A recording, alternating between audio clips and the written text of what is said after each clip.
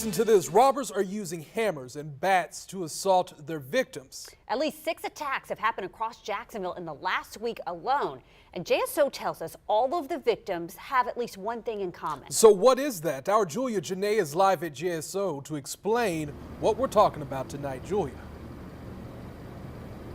Anthony and Heather, police are calling it a trend, but they don't have enough information to call it a pattern, and whether or not these are connected is still to be seen. But they are all apartment complexes where 6 of these hits, robberies, that happened within the last 7 days, and all of the victims have been Hispanic. It's enough for JSO to tell people, especially in the Hispanic community, to be on high alert.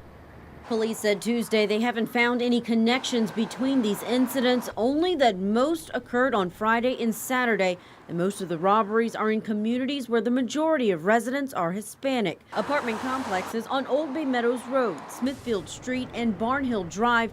Each complex is only about a 10-minute drive from the next. Incidents were also reported in the 10,900 block of Beach Boulevard, the 8,000 block of Old Kings Road South, and 7,500 Powers Avenue. Many people live right here scared. Resident in the neighborhood, Rigerto Carbo, says the alert is necessary. I think the Latin people have only cash.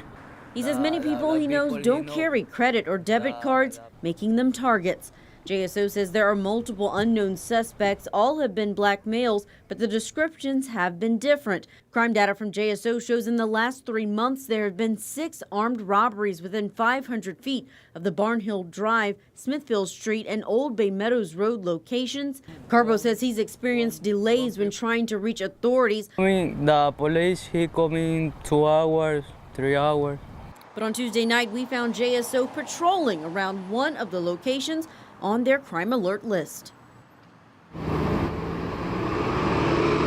Now, many of the victims in these incidents were injured. That's what JSO tells us. They say those guns, hammers, bats, weapons were used. Of course, if you know anything about these incidents, you're asked to call police. Carbo tells us that he no longer carries cash and is converted to using credit cards and debit cards because of these rash of incidents. For now, reporting from Jacksonville, Julia Janae, First Coast News on your side.